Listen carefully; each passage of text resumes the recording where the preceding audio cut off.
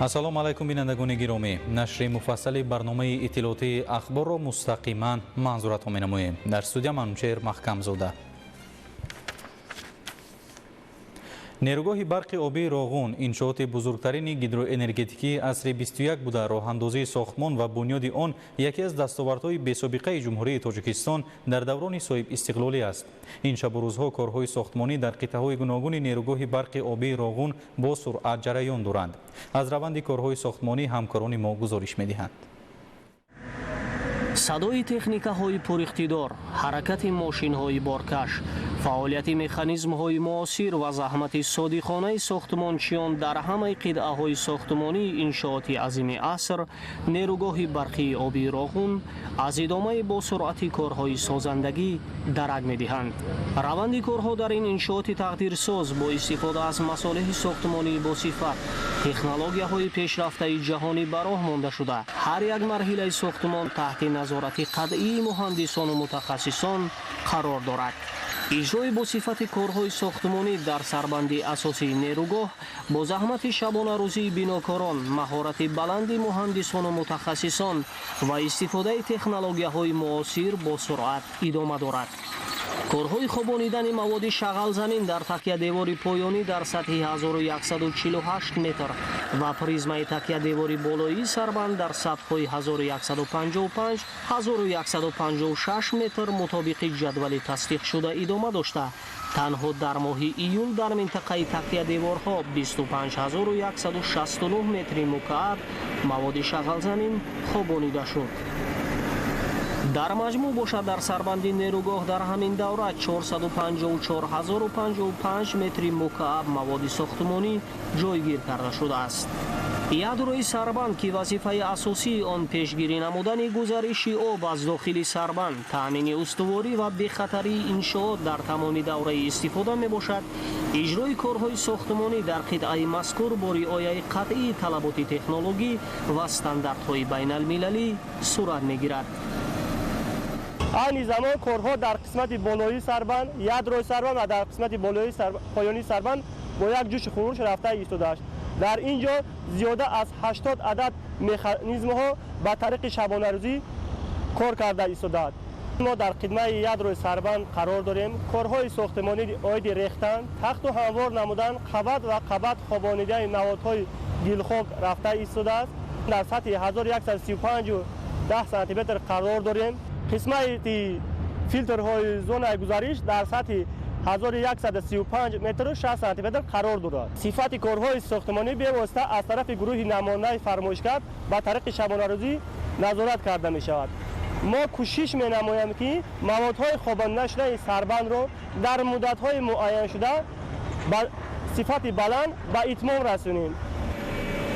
дар дигар иншооти соҳили чапи нерӯгоҳ обқабулкунандаи доимӣ низ корҳои сохтмонӣ вусъати тоза пайдо намуданд. дар ин қитъаи сохтмонӣ аз аввали сол корҳои зиёди муҳандисӣ ба анҷом расиданд. аз ҷумла зиёда аз 24730 метри мукааб корҳои хокбардорӣ, 2178 метри мураббаъ бетонпӯшӣ, насби зиёда аз 99000 метри тӯлонии анкерҳои шиддатнок ва беш аз 16000 метри тӯлонии анкерҳои оҳану бетонӣ иҷро гардидааст. ҳамчунин дар қисмати даромадгоҳи нақбҳои обрасони агрегатҳои рақами 3 ва 4 корҳои бетонхобонии конструктивӣ оғоз гардида то имрӯз зиёда аз 64000 метри мукааб бетон хобонида шудааст. мо дар обқабулкунаки агрегати 3 4 қарор дорем. аз сатҳи 1148 корҳои арматурбандӣ сар кардем. сатҳи каф қариб тамом шуда истодааст. корҳои бетонхобонӣ дар нақби 4 тамом шуд, дар нақби 3 идома дорад арматурбандӣ. дар аз деворҳо бошад, аз то деворҳо тарози 1157 қисмати деворҳо ба бетонпӯш карда шуд. корҳои арматурбандӣ ва қолабмонӣ бетонгирӣ идома дорад. дар дигар қитъаҳои сохтмон низ корҳои муҳандисиву техникӣ мутобиқи нақша пеш мераванд. дар баромадгоҳи нақби сохтмонии қабати 4 корҳои заминӣ идома дошта, насби анкерҳо беш аз 26% ва бетонхобонии фарози даромадгоҳ қариб 6% ҳаҷми умумии қарордодро ташкил медиҳад. минтақаи кори Ханои Партал که این قبطی چهارم نقل استه 4 آوا بیم باشد که در برماها باشد برماهای 27 28 29 و 30 31 باشد کارهای آرماتوربندی کفشرگری و بیتون خوانی رفته شده است باقی مانده باشد در این برماها کارهای برماهای 31 و 32 باشد پروده‌کشی این حال رفته شده است که در اینجا زیاده از 150 بس شبانه روزی بگیم 300 نفر کار کرده ایستادند. роғун имрӯз танҳо майдони сохтмони як нерӯгоҳ нест. ин корзори нангуномӯз арсаи ҷасорату созандагӣ ва намунаи олии меҳнати аҳлонаи мардуми тоҷикистон буда пояи устувори иқтисоди миллӣ қадами муҳим дар рушди энергетика ва ояндаи дурахшони давлату миллат мебошад.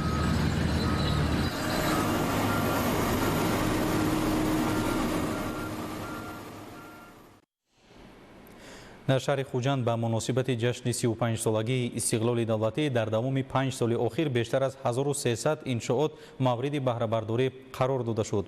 حالا باشد کارهای ساختمانی در زیاده از 100 انشاءات دیگر ادامه دارد. اینک به استقبال سزاوار این جشن تاریخی در شهر خوجند با اشتراک معاون یکم سروزیر کشور حاکم خالقزاده بنیاد مهمانخانه و مجمع معاصر تجارتی آغاز گردیده. یک کارگاه نو نیز مورد بهره برداری قرار داده شد. تفصیلات بیشتر در گزارش عبدالوهاب عبدالستار. در ولایت سوخت با تطبیق بازثمر برنامه‌های ساخته‌ای بنیاد و به استفاده دادن کارگاه و کارخانه‌های نوی صنعتی ادامه دارد که این روند به افزایش حجم استحصال محصولات، تقویت اقتدار صادراتی و تأسیس جایهای نوی کاری زمینه مساعد فراهم آورده صاحبکاران و سرمایه‌گذاران با عملی نمودن چنین اقدامات در تطبیق همه‌جانبه هدف چهارم ملی صنعتی‌کنانی با سرعت کشور سهمی بیشتر می‌گذارند. با مقصد سهمگذاری در این روند مؤسسان جمعیت دارای مسئولیت محدود فرتونه و کمپانیا در انشاءات استحصالی کارخانه ارچه، کارگاه سفته‌کنی و رنگ و بارنمایی درهای بین حجروی را به کار درآوردند. در مراسم به استفاده دادن کارگاه نفت که معاون یکم سروزیر کشور حاکم خالقزاده اشتراک داشتند اطلاع داده شد که دستگاه‌های استحصالی از آلمان و ایتالیا وارد گردیده باز 40 جای کاری تأسیس یافت. در این کارگاه اکثری دستگاه‌های استحصالی خودکار است.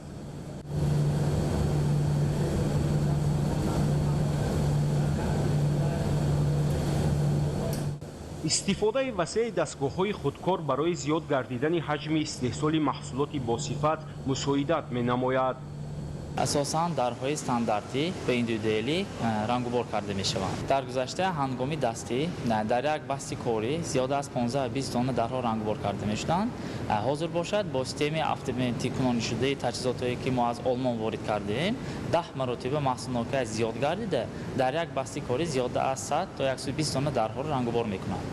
حالا در کارخانه ارچه زیاده از 250 نمود درهای بین حجروی استحصال کرده می شود. ضمن بازدید تاکید گردید که با هدایت پرزیدنت جمهوری تاجیکستان پیشوای ملت محترم امامعلی رحمان برای رشد منبعده ساحه صنعت استفاده ثمرناک اقتدارهای استحصالی، جلب سرمایه، بنیاد کارخانه‌های نو، استحصال محصولات صادراتی و تأسیس جایهای نوی کاری تدبیرهای مشخص عملی می شوند. دوامی بیشتر از 1.5 سال می شود که در دو کارخانه جمعیت دارای مسئولیت محدود فرتونه و کمپانیا 40-50% طلبات استحصالی با نیروی برق از حساب پنل‌های آفتابی تامین کرده می شود. علاوه بر این برای انتقال اشیاء خام و محصولات تیار نقلیات برقی مورد استفاده قرار گرفته است که این اقدام به تطبیق تکنولوژی‌های سبز استفاده ثمرناک ذخیره‌ها و تامین رشد استوار استحصالات مساعدت می‌کند. همزمان در این روز با اشتراک معاون یکم سروزیر کشور حاکم خالقزاده در ساحل دریای سیر واقع در شهر خوجند بنیاد مهمانخانه زمانوی و مجمع معاصر تجارتی آغاز گردید. گفته شد که این مجمع بسیار ساحوی یکی از بزرگترین لایحه‌های سرمایه‌گذاری در شهر خوجند به حساب رفته هدف آن تشکیل مهمانخانه، مرکز معاصر تجارتی و خدمترسانی سطحی بین المللی می باشد. تأمین ولایت قانون همیشه در محور فعالیت مقامات پروکراتورای جمهوری تاجیکستان قرار دارد. در این زمینه دوام 6 ماه سال 2026 از جانب مقامات تدبیرهای سودمند عملی شد. ادامه موضوع در گزارش همکاران ما. در прокуратураи генералии ҷумҳурии тоҷикистон таҳти раёсати прокурори генералии ҷумҳурии тоҷикистон ҷаласаи васеъи прокуратураи генералии ҷумҳурии тоҷикистон баргузор гардид. дар ҷаласа ёрдамчии президенти ҷумҳурии тоҷикистон оид ба масъалаҳои ҳуқуқӣ ширкат варзиданд. дар оғози маҷлис махсус таъкид гардид ки сиёсати дурбинонаи асосгузори сулҳу ваҳдати миллӣ пешвои миллат президенти ҷумҳурии тоҷикистон муҳтарам эмомалӣ раҳмон дар арсаи байналмилалӣ мавқеи тоҷикистонро боз ҳам таҳким бахшида қабули қадномаи маҷмаи умумии созмони милали муттаҳид оид ба эълон намудани 10-солаи байналмилалӣ оид ба таҳкими сулҳ барои наслҳои оянда солҳои 2027-2036 ҳамчун ташаббуси навбатии ҷумҳурии тоҷикистон бозгӯи эътирофи ҷомеаи ҷаҳонӣ аз сиёсати сулҳпарварона созанда ва башардӯстонаи президенти ҷумҳурии тоҷикистон мебошад.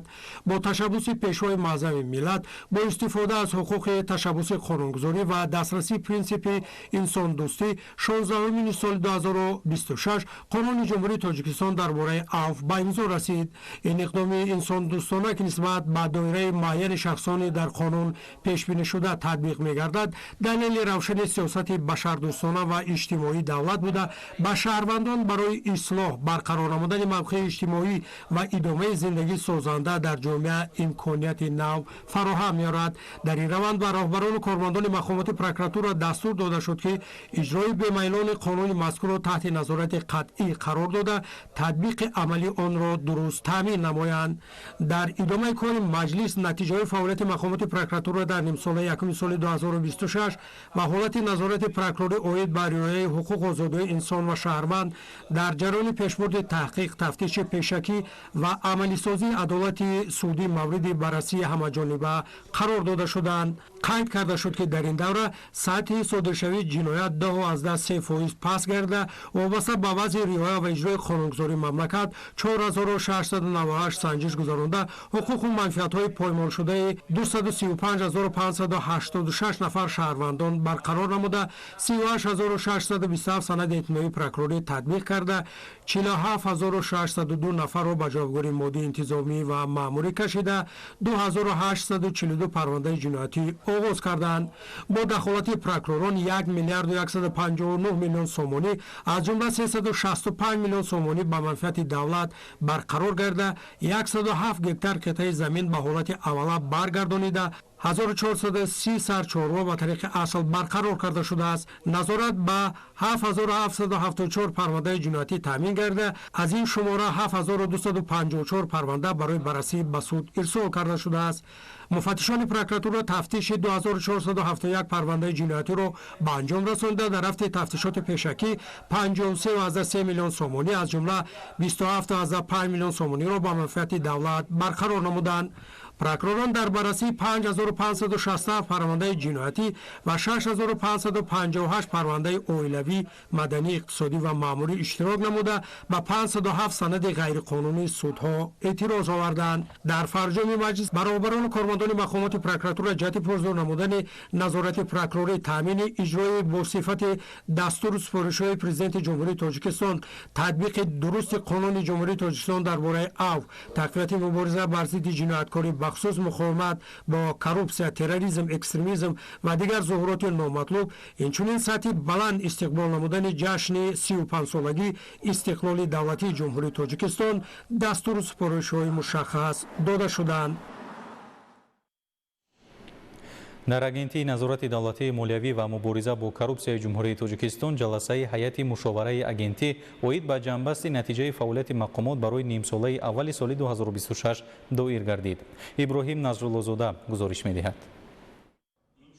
дар агентии назорати давлатии молиявӣ ва мубориза бо коррупсияи ҷумҳурии тоҷикистон бо иштироки ёрдамчии президенти ҷумҳурии тоҷикистон оид ба масъалаҳои ҳуқуқӣ ализода зариф, масъулин ва ҳайати васеъи кормандони мақомот ҷаласаи ҳайати мушовараи агентӣ оид ба ҷамъбасти натиҷаи фаъолияти мақомот барои нимсолаи аввали соли 2026 баргузор гардид. иброз гардид ки таҳлилу баҳогузории фаъолияти мақомот нишон медиҳад ки дар нимсолаи аввали соли 2026 кормандони агентӣ бо амалисозии босамари ваколату вазифаҳои хизматӣ таъмини иҷрои дахлдори дастуру супоришҳои президенти ҷумҳурии Тоҷикистон пешвои миллат муҳтарам Эмомалӣ Раҳмон ва ҳукумати кишвар дар самтҳои назорати истифодаи самараноки маблағҳои буҷетӣ ва молу мулки давлатӣ, пешгирӣ, ошкору ба қайдгирии ҳуқуқвайронкуниҳо ва ҷиноятҳои коррупсионӣ, иқтисодии хусусияти коррупсионӣ дошта ва таҳқиқу тафтиши пешакии онҳо ба анҷом расонида дар ин ҷода ба натиҷаҳои дилхоҳ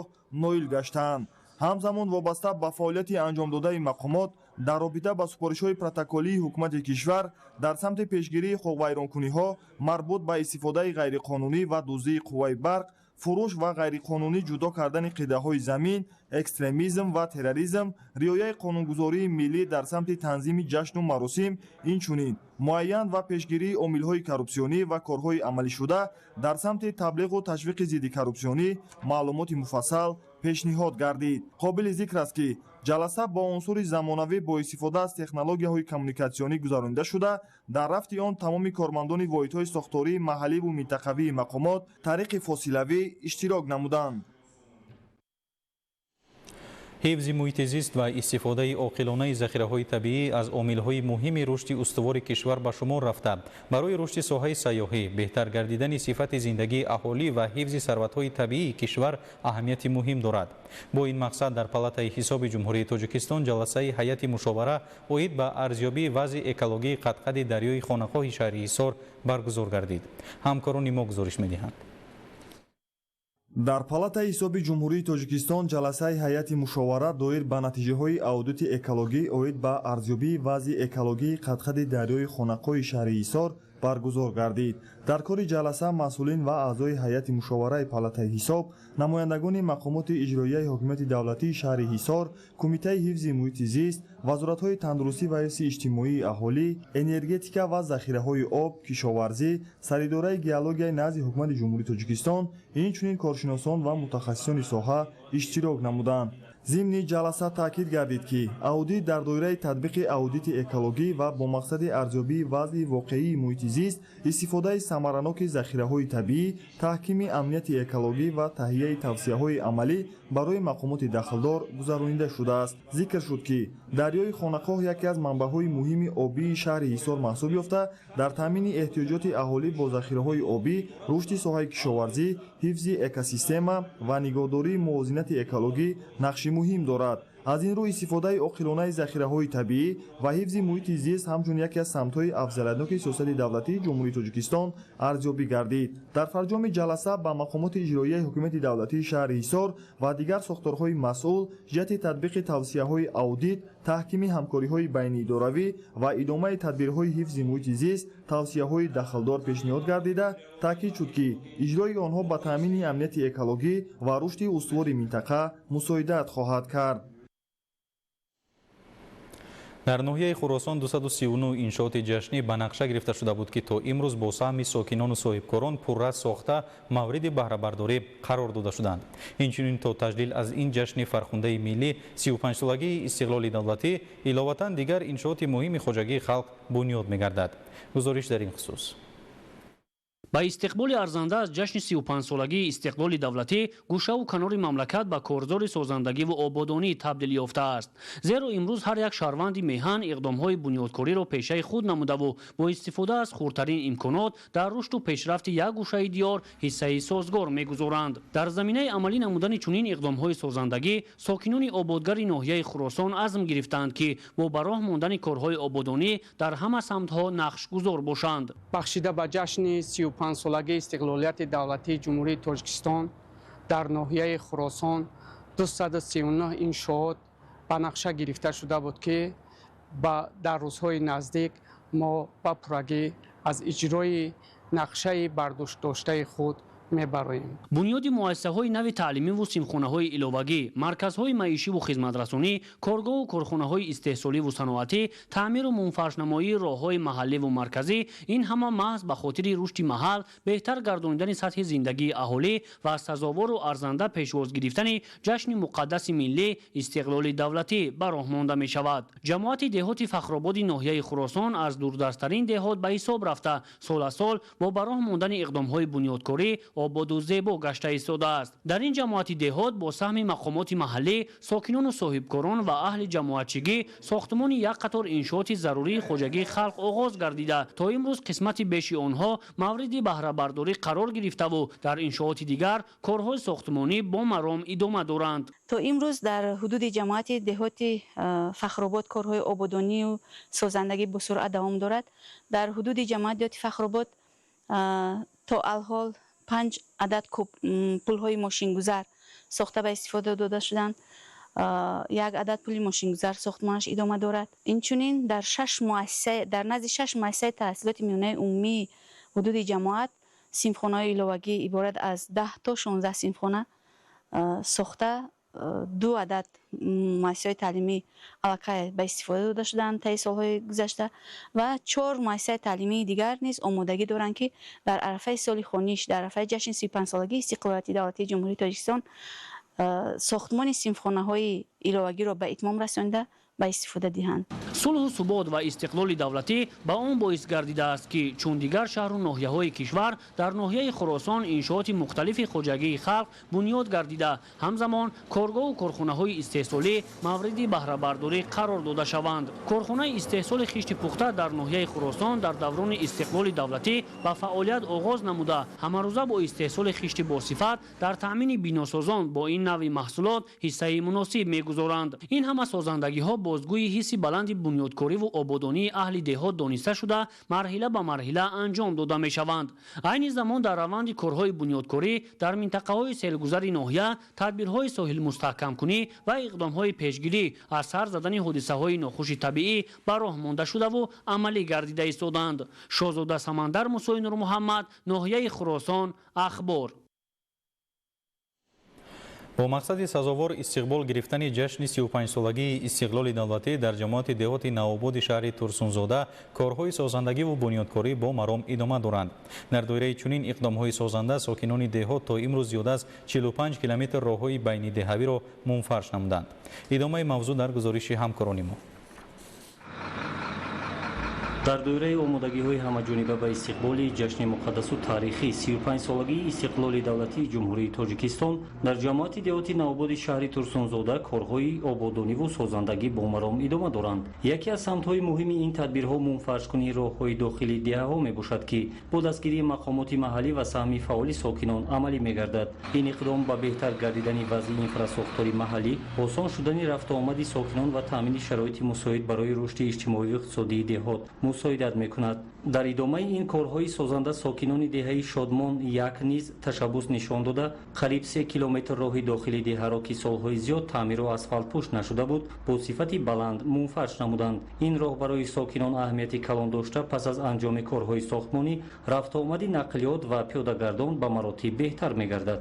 дар ҳудуди ҷамоати деҳоти Навобод то имрӯз 45 километр роҳҳои байни деҳавӣ ҳудуди ҷамоати деҳоти Навобод асфалтпӯш гашта, ҳама сокинони ҳудуди ҷамоати деҳоти Навобод барои истиқболи самимона ва дар сатҳи баланд ҷашн гирифтани 35-солагии истиқлолияти давлатии ҷумҳурии Тоҷикистон ҳама камари ҳиммат баста рӯ ба ободиву гулгулшукуфоии маҳалли худ, хонаи худ, кӯчаи худ, ҳудуди худро обод карда истоданд.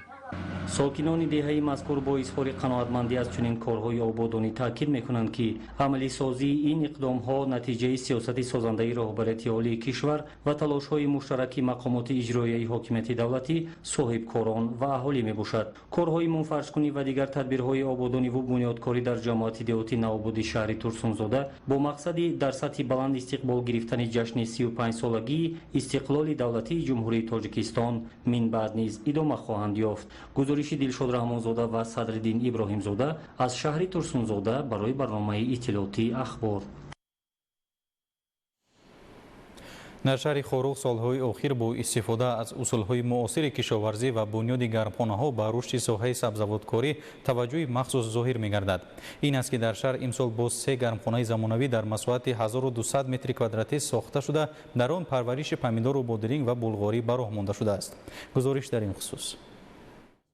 در دایره تطبیق سیاست سازنده و بنیادکارانه حکومت جمهوری تاجیکستان و اجرای هدف استراتژی مملکت تامین امنیت اوزوقواری در شهر خوروغ به رشد ساحه کشاورزی و استفاده ثمرناک هر وجب زمین اهمیت اولین درجه داده می شود. این تدبیر امکان می دهد که نوابسته از فصل سال استحصال محصولات تر و تازه کشاورزی تامین گردد. امسال در شهر خوروغ با تشبث صاحبکار محلی عزیزبک لشکربکов و دستگیری مقامات اجرایی حکومت دولتی شهر خوروغ به خاطر ارزنده استقبال گرفتن جشن 35 سالگی استقلال دولتی جمهوری تاجیکستان با 3 گرمخانه زمانوی بنیاد گردید. این گرمخانه ها با رعایت طلبات معاصر اگروتکنیکی ساخته شده برای پرورش محصولات خوشصفت تمام شرایط ضروری را فراهم می‌آورند. تامین امنیت اوزوقواری یکی از اهداف‌های استراتژی حکومت کشور به حساب رفته جهت رسیدن به این هدف افضلیت‌ناک و سری وقت تامین نمودن اهالی با محصولات تر و تازه.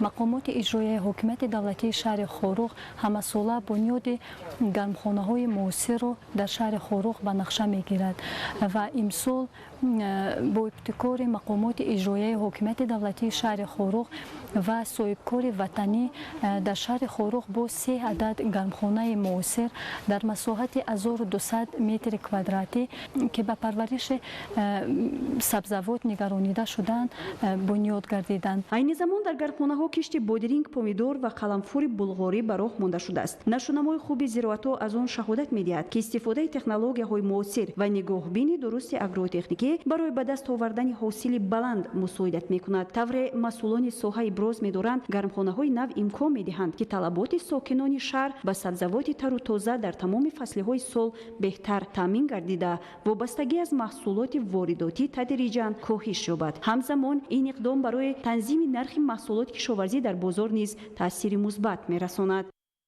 بار در سطح بلند تضمین نمودن جشن 35 سال استقلال دولتی جمهوری تاجیکستان و بهتر نمودن کارهای سازندگی و آبادکاری در شهر خوروغ باز یک قطار کارهای نو دیگر انجام داده شدند. عین زمان 3 نمود محصولات کشاورزی در این گرمخانه پرورش کرده می شود و ساکنان شهر خوروغ می توانند در 4 فصل یعنی از محصولات تر و تازه کشاورزی وسیع استفاده برند. با استفاده از نظام آبیاری صرفه‌کارانه و دیگر تکنولوژی‌های معاصر در گرمخانه‌ها امکانیت پرورش زراعت‌ها با صفت بلند فراهم آمده است. این تجربه نشان می‌دهد که حتی در شرایط محدود بودن زمین‌های کشاورزی می‌توان با استفاده عاقلانه امکانیت‌ها استحصال محصولات وطنی را افزایش داد. با مورد استفاده قرار گرفتن 3 گرمخانه نو امکانیت‌های استحصالی شهر خوروغ بازم وسیع گردیده برای تامین بازار داخلی با محصولات تر و تازه وطنی زمینه مساعد فراهم آمده است. این اقدام بر رشد ساحه کشاورزی، تامین امنیت اوزوقواری، تأسیس جایهای نو کاری و بهتر گردیدن سطح زندگی اهالی مساعدت نموده سهم ارزنده در پیشرفت شهر خوروغ می‌گذارد. مهره طاهر، مبارکشاه رستم، شهر خوروغ، اخبار. پنجکند یکی از مرکزهای مهم تمدن و فرهنگ تاجیکان امروز نه تنها با میراث غنی تاریخی بلکه با رشد هنرهای مردمی و امکانات‌های سیاحی نیز معرفی می‌گردد. در آستانه تجلیل جشن 35 سالگی استقلال دولتی در شهر تحت عنوان گردشگری و هنرهای دستی تحکیم بخش وحدت ملی همایش جمهوری برگزار گردید که هدف آن معرفی امکانات‌های سیاحی، احیای هنرهای مردمی و تحکیم ارزش‌های وحدت ملی ارزیابی شد. گزارش در این خصوص. در کاخ لایق شهر پنجکند با ابتکار کمیته اجرایی حرکت وحدت ملی و احیای تاجیکستان همایش جمهوری تحت عنوان گردشگری و هنرهای دستی تحکیم بخش وحدت ملی برگزار گردید. پیش از آغاز قسم رسمی همایش مهمانان از نمایش هنرهای مردمی که محصول دست هنرمندان شهر پنجکند بودند بازدید نمودند. در نمایشگاه نمونه‌های سوزنی‌دوزی، گلدوزی، بافندگی، کلولگری، کندکاری و دیگر هنرهای سنتی تاجیکان به معرض گذاشته شده توجه توجه اشتراکچیان را به خود جلب نمود. در چاره‌بینی تاکید گردید که صلح و ثبات و وحدت ملی که امروز تاجیکستان با آن افتخار دارد برای رشد تمام ساحه‌ها از جمله فرهنگ، هنرمندی و گردشگری زمینه استوار فراهم آورده است. محض در فضای آرام و آسوده امروز امکانیت فراهم آمده است که هنرمندان تاجیک ایجادات خود را معرفی نموده سیاحان خارجی با تاریخ و فرهنگ غنی ملت تاجیک از نزدیک آشنا گردند. ذکر کرده شد که شهر پنجکند با یادگاری‌های نادر تاریخی،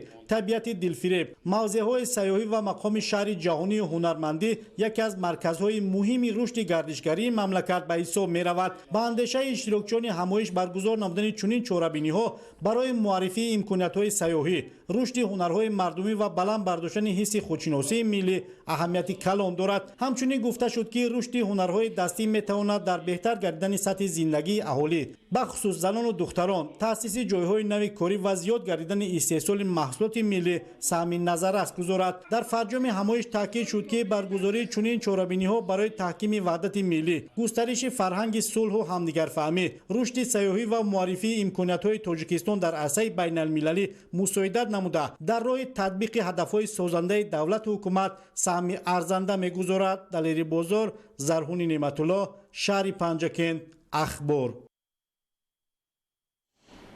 бахшида ба ҷашни 35-солагии истиқлоли давлатӣ дар Институти масъалаҳои об, гидроэнергетика ва экологияи Академияи миллии илмҳои Тоҷикистон озмоишгоҳи замонавии энергетика, захираҳо ва энергосарфанамоӣ мавриди истифода қарор дода шуд. гузориш дар ин хусус. фаъолияти озмоишгоҳи энергетика, захираҳо ва энергосарфанамоӣ ба омӯзиш, таҳлил ва татбиқи технологияи муосири энергетикӣ, баландбардоштани самаранокии истифодаи захираҳои энергетикӣ ва рушди энергосарфанамоӣ равона шудааст. озмоишгоҳ бо таҷҳизоти нави ченкунӣ, назоратӣ ва таҳлилӣ таъмин аст. истифодаи таҷҳизоти муосир нишондодҳои асосии барқ, шиддат, ҷараён, басомат, қувваи фаъолу реактивӣ, тағйирёбии сарборӣ ва ҳолати устувории шабакаи барқро дақиқ намуда, сабабҳои талафоти нерӯи барқ, пастшавии сифати барқ ва номутадилии кори таҷҳизоти барқиро муайян месозад. дар озмоишгоҳи мазкур бисёр таҳқиқотҳои илмӣ дар самти омӯзиши манбаъҳои барқароршавандаи энергия, алал хусус панелҳои офтобӣ таҳқиқот бурдан дар самти насби таҷҳизотҳое ки аз ҳисоби шамол истифода мешавад ва инчунин таҳқиқотҳо дар самти бурдани истеҳсоли биогаз ва таҳқиқотҳо бурдан дар самти сифати энергия ва инчунин гузарондани аудити энергетикӣ дар ҷумҳурии Тоҷикистон мусоидат мекунад. дар озмоишгоҳ дастгоҳҳое мавҷуд аст ки ҳарорати таҷҳизоти энергетикӣ, ноқилҳо, муҳаррикҳо, трансформаторҳо ва дигар унсурҳои техникиро дақиқ менамояд ва нуқтаҳои аз ҳад зиёд гармшударо пеш аз ба вуҷуд омадани садама нишон медиҳад. истифодаи ин таҷҳизот дар пешгирии вайроншавӣ, баландбардоштани эътимоднокӣ ва таъмини бехатарии энергетикӣ нақши муҳим дорад. самти дигари фаъолияти озмоишгоҳ омӯзиши кори генераторҳо ва манбаъҳои мустақили истеҳсоли нерӯи барқ мебошад.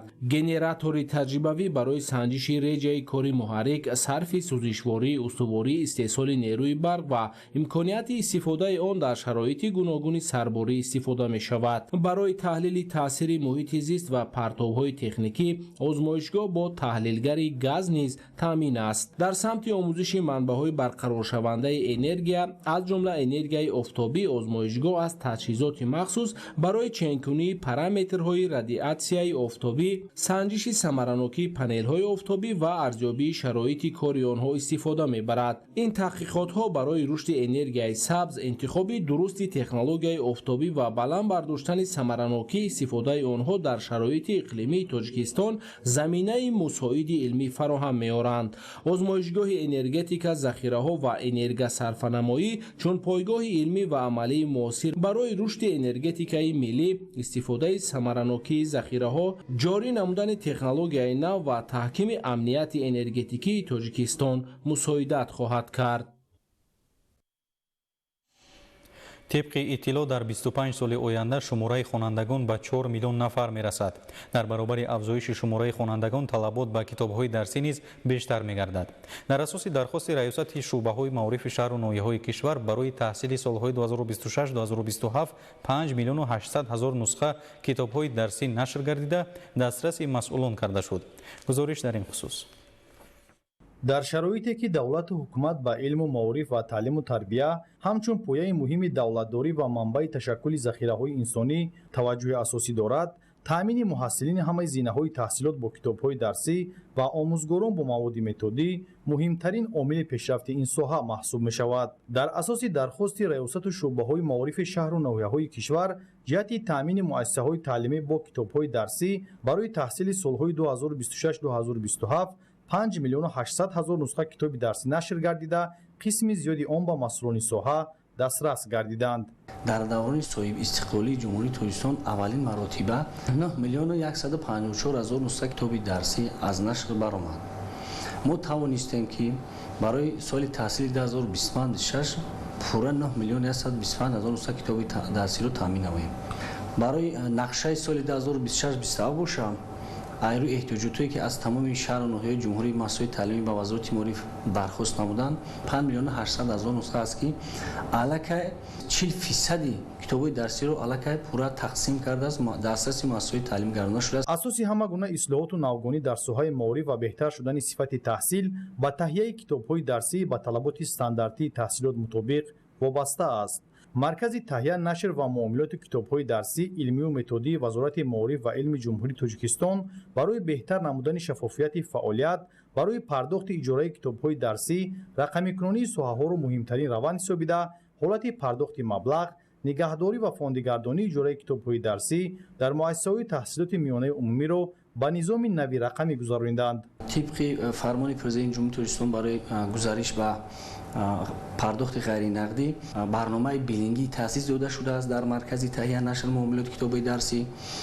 طول 2 سال است که این برنامه فعالیت دارد. پورا مسائل تعلیمی جمهوری تاجیکستان پرداختش و برنامه بیلینگی برآمده شود. این برنامه به نهایت خوب است. پدر و مادر صورت حسابی که هست میتواند حق پرداخت کتاب‌های درسی را توسط برنامه بیلینگی برآورند. مسئله بهتر شدن سطح و صفت کتاب‌های درسی و بازنگری مضمون و محتوای آنها زیر توجه پرزیدنت جمهوری تاجیکستان پیشروی ملت محترم امامعلی رحمان قرار دارد. از جانب مرکز تهیه نشر و معاملات کتاب‌های درسی علمی و متدی وزارت معارف و علم جمهوری تاجیکستان جهت مطابق ساختن مضمون و محتوای کتاب‌های درسی با اصلاحات ساحه و نوگانی‌های علمی با مقصد رشد دادن نظام تحصیلات کشور و همقدم زمان گردانیدن آن من بعد نیز تدبیرهای سودمند می‌اندیشند.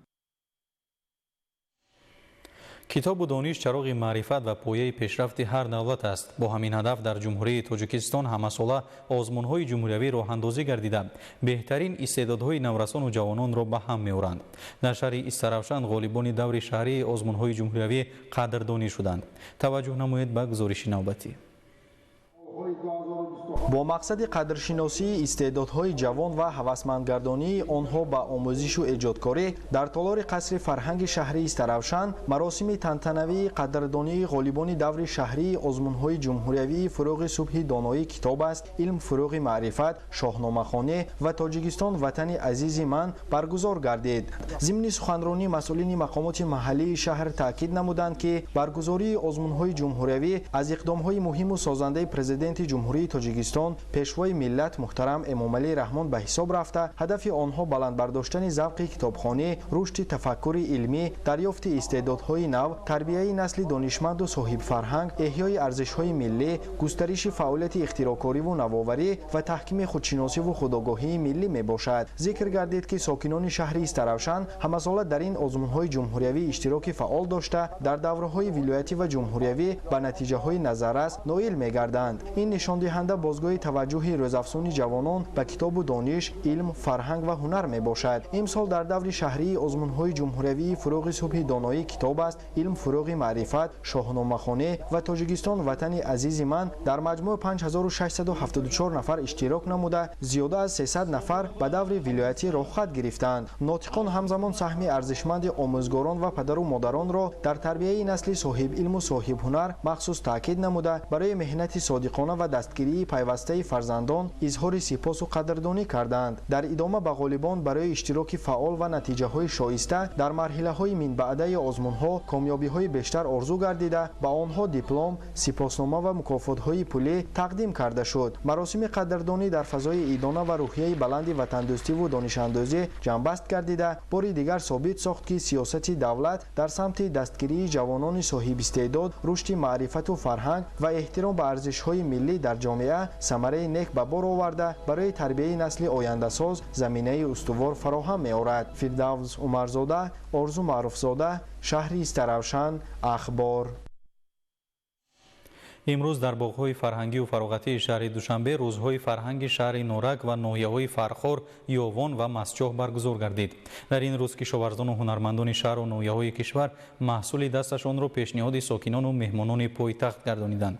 صنعتکاران با پیشنهاد برنامه رنگین کنسرتی به این چاره‌بینی فضای ادامه بخشیدند. همکاران ما گزارش می‌دهند. در доираи чорабиниҳои бахшида ба 35-солагии истиқлоли давлатии ҷумҳурии тоҷикистон дар боғи фарҳангиву фароғатӣ ба номи Садриддин Айнӣ рӯзи фарҳангии ноҳияи Фархор баргузор гардид. дар чорабинӣ намояндагони мақомоти иҷроияи ҳокимияти давлатии шаҳри Душанбе ва ноҳияи Фархор, меҳмонон ва сокинони пойтахт аз намоиши дастовардҳои иҷтимоию иқтисодӣ, фарҳангӣ ва ҳунарҳои мардумии ноҳияи Фархор боздид намуда, бо имкониятҳои истеҳсолӣ ва фарҳангии ноҳия аз наздик шинос шуданд. дар намоишгоҳ инчунин дастовардҳои соҳаҳои маориф, тандурустӣ, фарҳанг, фаъолияти соҳибкорон ва имкониятҳои сайёҳии ноҳияи Фархор муаррифӣ гардида, бозгӯи рушди устувори ноҳия дар солҳои соҳибистиқлолӣ буданд. аз ҳама он дастовардҳое ки дар давоми 35 соли соҳибистиқлолии ватанамон ки мо мардум албатта меболем, мефахрем, аз он хурсандӣ мекунем ки дар чунин ватани бииштосо зиндагӣ кор ба фаъолият мекунем, тавонем сиёсати хиратмандонаи роҳбарияти олии кишварро дастгирӣ кунем ва бори дигар ба мардуми ҷомеаи ҷаҳонӣ нишон диҳем ки тоҷик кист, тоҷик зери сиёсати роҳбари давлат чӣ гуна дастовард дорад. ҷамоатҳои шаҳраку деҳоти ноҳия маҳсулоти кишоварзӣ, меваю сабзавоти тарутоза, маҳсулоти истеҳсолии маҳаллӣ, таомҳои миллӣ ва намунаҳои ҳунарҳои мардумӣ аз ҷумла чакандӯзӣ, гулдӯзӣ ва дигар анъанаҳои миллиро ба маърази тамошо ва фурӯш гузоштанд. иброз гардид ки рӯзҳои фарҳангии шаҳру ноҳияҳои ҷумҳурӣ тибқи ҷадвали чорабиниҳои фарҳангии ҷумҳурии Тоҷикистон барои соли 2026 баргузор гардида, ҳадафи онҳо муаррифии дастовардҳои иҷтимоию иқтисодӣ, рушди сайёҳӣ, эҳёи ҳунарҳои мардумӣ ва таҳкими робитаҳои фарҳангӣ байни минтақаҳои кишвар мебошад. дар фарҷоми чорабинӣ барномаи рангини фарҳангӣ бо иштироки ҳунармандон ва аҳли фарҳанги ноҳияи Фархор баргузор гардида, бо иҷрои суруду таронаҳои ватандӯстона, рақсҳои миллӣ ва санаҳои ҷолиби ҳунарӣ ба чорабинӣ шукӯҳу шаҳомати хос бахшиданд. ба муносибати ҷашни бузурги миллӣ 35-солагии истиқлоли давлатӣ ва дар доираи баргузории рӯзҳои фарҳангии шаҳру ноҳияҳои ҷумҳурии Тоҷикистон дар боғи фарҳангӣ фароғатии кӯли ҷавонони шаҳри Душанбе рӯзҳои фарҳангии ноҳияи Масчоҳ бо иштироки васеъи сокинону меҳмонони пойтахт баргузор гардид. ҳадафи асосии чорабинӣ муаррифии дастовардҳои иқтисодиву иҷтимоӣ, фарҳангиву ҳунарӣ ва имкониятҳои сайёҳии ноҳияи Масчоҳ, инчунин таҳкими робитаҳои фарҳангӣ байни минтақаҳои мамлакат арзёбӣ мешавад. дар ин ҳамоиши бошукӯҳ намояндагони ҳукумати ҷумҳурии Тоҷикистон, мақомоти иҷроияи ҳокимияти давлатии шаҳри Душанбе, намояндагони касбу кори гуногун, аҳли илму фарҳанг, фаъолони ҷомеа ва сокинону меҳмонони пойтахт иштирок намуданд. меҳмонон нахуст аз намоишгоҳи дастовардҳои ноҳияи Масчоҳ дидан карданд. дар гӯшаҳои махсус маҳсулоти кишоварзӣ, меваю сабзавоти тару тоза, маҳсулоти саноатӣ, ҳунарҳои мардумӣ, намунаҳои чакандӯзӣ, қолинбофӣ, чӯбтарошӣ, кулолгарӣ, заргарӣ ва дигар маҳсули дасти ҳунармандони ноҳия ба маърази тамошо гузошта шуда буд. инчунин маҳсулоти корхонаҳои истеҳсолӣ ва имкониятҳои сармоягузории ноҳия муаррифӣ гардида, таваҷҷӯҳи иштирокдоронро ба худ ҷалб намуд. امیدواریم که مردم اینجا از فرهنگ و دستاوردهای ناحیه ما استقبال میکنند و آرزو میکنیم که این آغاز زیبا و بسیار پرنشاط بزرگترین جشن دولتی و ملی ما یعنی 35مین سالگرد استقلال دولتی تاجیکستان خواهد شد. با اون خاطر ما شهر دوشنبه را فراشهر میگوییم که واقعا هم دوشنبه در علاهیدگی یک شهر متمدن است. یک شهر هست که در برابر حفظ کردن فرهنگ قدیم معاصر هم هست. ضمن بازدید به مهمانان اطلاع داده شد که ناحیه مسجد امروز با دستگیری پیوسته پیشوای ملت پرزیدنت جمهوری تاجیکستان محترم امامعلی رحمان و حکومت جمهوری تاجیکستان در راه رشد استوار اجتماعی و اقتصادی قدم‌های نظررس می‌گذارد. در نمایشگاه دستاوردهای ساحه‌های معارف، تندرستی، ورزش و فرهنگ ناحیه نیز معرفی گردیدند. مهمانان با کتاب و دستاوردهای ایجادی اهل قلم، نمونه‌های هنرهای مردمی و امکانات‌های سیاحی منطقه شناس شده، به سطح و صفت کارهای انجام یافته بهای بلند دادند. قسمت فرهنگی چورابینی با برنامه رنگین کنسرتی آغاز گردید. هنرمندان ناحیه مسجد با اجرای سرودهای وطندوستانه، ترانه‌های مردمی، رقص‌های ملی و صحنه‌های جالب تئاتری شده هنر و استعداد خود را پیشکش حاضری نمودند. روزهای فرهنگی ناحیه مسجد در شهر دوشنبه بار دیگر نشان داد که ساکنان این گوشه زیبا منظری کشور با مهنت صافدلانه، هنری والا و احترام به ارزش‌های ملی در پیشرفت تاجیکستان صاحب استقلال سهم ارزنده می‌گذارند.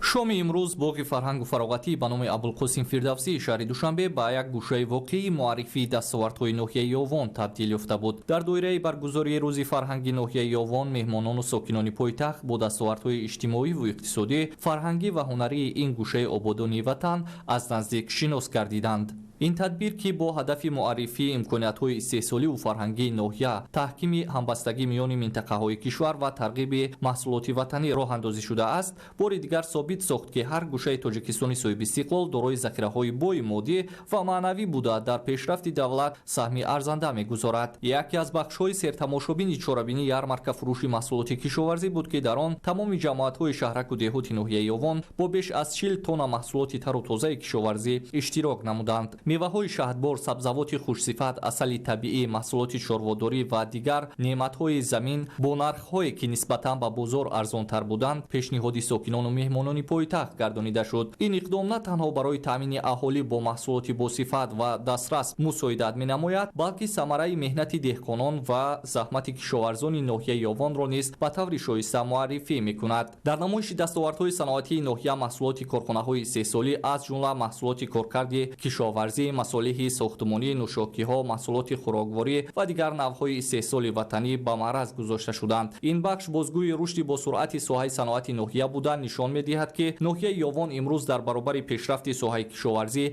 به یکی از مرکزهای مهم استحصالی مملکت نیز تبدیل یافته است. در برابر این گوشه هنرهای مردمی با رنگارنگی خود دقت تماشابینان را بیشتر جلب نمود. هنرمندان صاحب ذوق ناحیه نمونه‌های بهترین چکاندوزی، گلدوزی، سوزنیدوزی، کندکاری، کلالگری و دیگر هنرهای اجدادی را به معرض گذاشته با مهارت والای خود از پیوند استواری عنعنه‌های ملی با روزگار امروز شهادت می‌دادند. این گوشه بازگوی آن بود که هنرهای مردمی همچون میراث گرانبهای فرهنگی حفظ گردیده از نسل به نسل با محبت انتقال می‌یابند. بخش طعم‌های ملی نیز از پرجاذبه‌ترین قسمت‌های نمایشگاه محسوب می‌یافت. کدبانوهای ناحیه با مهارت خاص انواع گوناگون طعم‌های ملی را آماده نموده، فرهنگ غنی دسترخوانداری تاجیکان، مهمان‌نوازی و سنت‌های قدیمی مردم را معرفی کردند. هر یک طعام نه تنها لذتی خاص بلکه تاریخ و فرهنگ و رسم و آیین‌های خلق تاجیک را تجسم می‌کرد. همزمان در گوشه‌های الهیده امکانات‌های سیاحی و دستاوردهای ساحه‌های معارف، تندرستی جوانان و ورزش نیز معرفی گردیده سیمای واقعی این گوشه آبادان وطن را پیشکش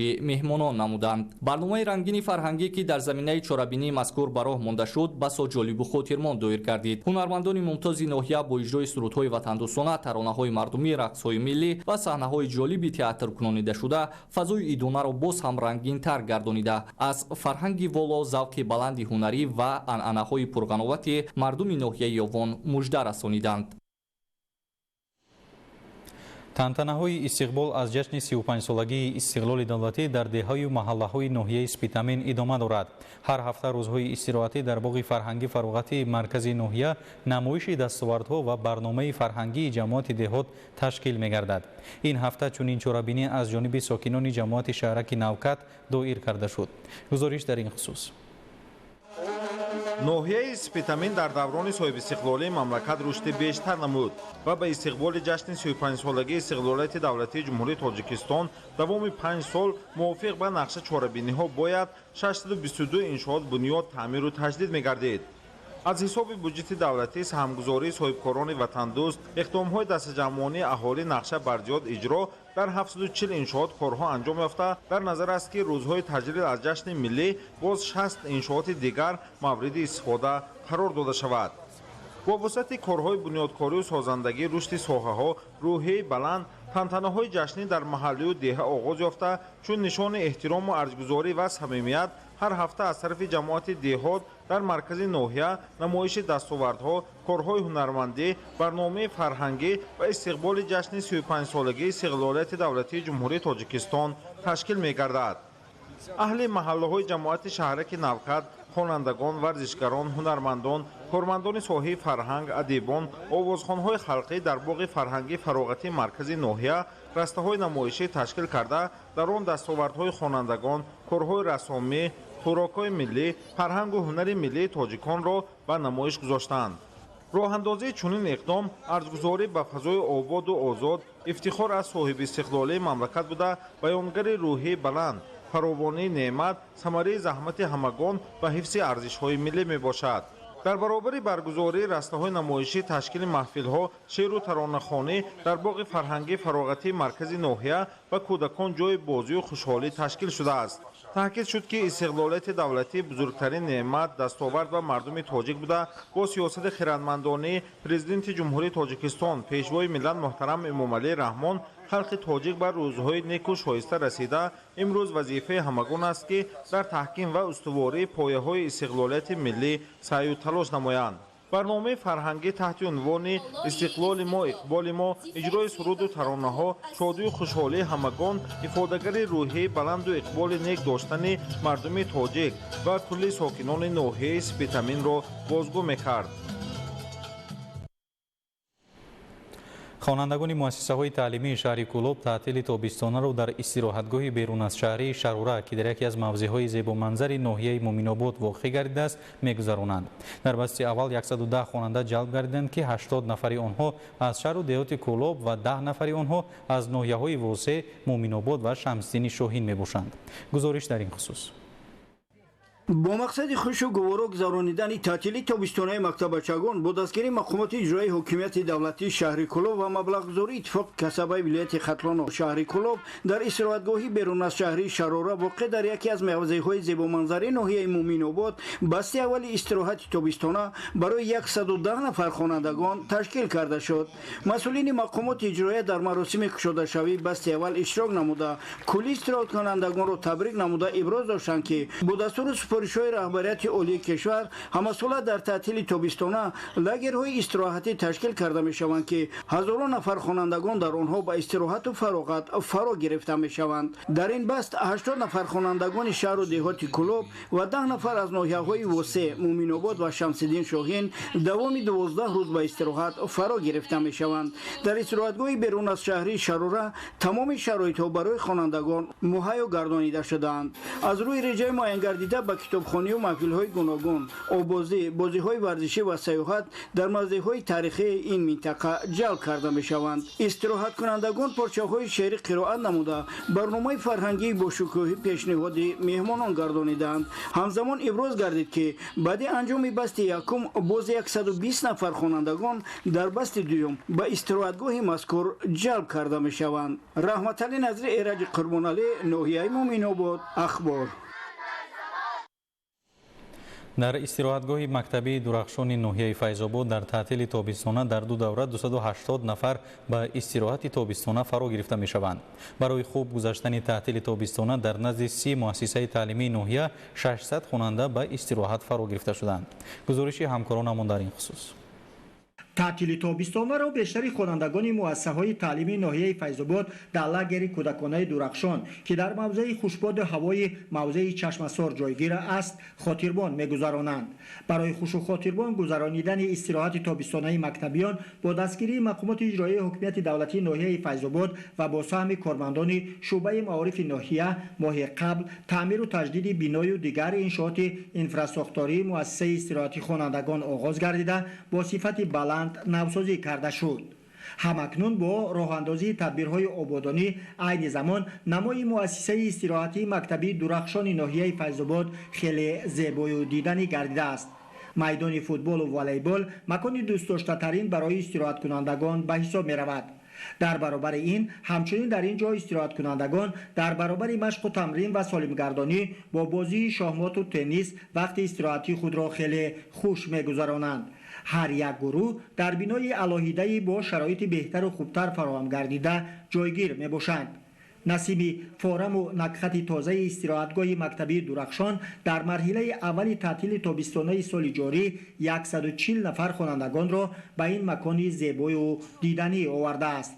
ضمن کشاده شوی دور اول استراحتی مکتبیان ابراز گردید که حکومت جمهوری تاجیکستان با مقصد خوب به کمال رسانیدن نسل نورست و در روحیه انساندوستی و میهندوستی و افتخار ملی تربیت نمودن فرزندان و رشد ساحه معارف مملکت پیوسته تدبیرهای سودمند را راه اندازی می‌نماید. برای فراغت و استراحت خوش خوانندگان مربیان هر گونه مشغولیت‌های شوق‌آور و چاره‌بینی‌های سودمند را برگزار می‌نمایند.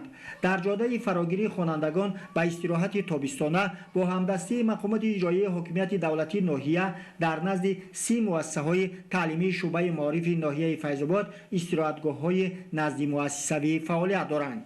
در مجموع در استراحتگاه‌های نزد مکتبی عین زمان زیاده از 600 نفر خوانندگان تعطیل تابستانه خود را خاطربان دایر می‌نمایند. به خاطر در سطح بلند تجلیل نمودن جشن 35 سالگی استقلال دولتی در همه جماعت دهات و شهرک ناحیه شهر توس اقدام‌های اکولوژی راه اندازی شده کوچه و محل محیط زیست و نزد تشکیلات و اداره‌ها تازه کرده می‌شوند. گزارش در این خصوص. با اشتراک وسیع ساکنان و کارمندان اداره‌های دولتی در هر یک محله و جماعت شهرک و دهات ناحیه شهر توس تدبیرهای اکولوژی تشکیل و برگزار گردیده در رفت آن دو کنار راه از خار و خس و علف‌های خودروی تازه کرده شده برای باز هم زیبا و رنگین‌تر گردانیدن کوچه و راهرو و محیط اطراف گل‌های رنگارنگ شینانیده شد. تازه و آزاده نگاه داشتن سیمای هر یک شهر و دهات از معرفت بلند تازه‌کاری و حس زیبایی پرستی ساکنانش درک می‌دهد. در سطح بلند و با دستاوردهای مهنتی جشن گرفتن صحنه‌های مهم تاریخی مرام ساکنان ناحیه شهر توس قرار گرفته پیوسته در یکجایی با کارمندان تشکیلات و اداره‌ها همین گونه اقدام‌های تازه‌کاری را به راه مانده و نزد منزل‌هایشان تا کوچه و محل و باغ و گلگشت‌ها را تازه و آزاده می‌نمایند. عملی‌سازی برنامه‌های دولتی و چنین اقدام‌های عمومی به آن باعث گردیده ایستاده است که مناسبت و توجه ساکنان به حفظ محیط زیست به خصوص نهالشینانی و کبودی‌زارکنی، بهداشت محیط اطراف، تازه نگاه داشتن منبع‌های آبی، حفظ عالم نباتات و حیوانات و تربیت نسل نورست در همین روحیه خوبتر و بهتر گردد. اشتراکیان تدبیر مذکور شفت راه و کوچه‌ها و بیخ درختان را از علف‌های خودروی تازه کرده، همچنین مکان‌های جمعیتی نزد تشکیلات و اداره‌ها، ساحل جویبار و دیگر منبع‌های آبی را از هر گونه پرتاب‌ها تازه نمودند. مسئولین بخش حفظ محیط زیست ناحیه شهر توس هدف به آن روانه نمودند که منبع نیز با جلب وسیع ساکنان و کارمندان کسب و کار گوناگون چنین اقدام‌های مربوط به تازگی محیط اطراف را در دیگر جماعت شهرک و دهات ناحیه انجام بخشند. شاهزاده سمندر موسی نور محمد، ناحیه شهر توس، اخبار. بینندگان گرامی، این بود نشر مفصل برنامه اطلاعاتی اخبار. برنامه‌های دیگری تلویزیون تاجیکستان ادامه دارند. خیر، سلامت باشید.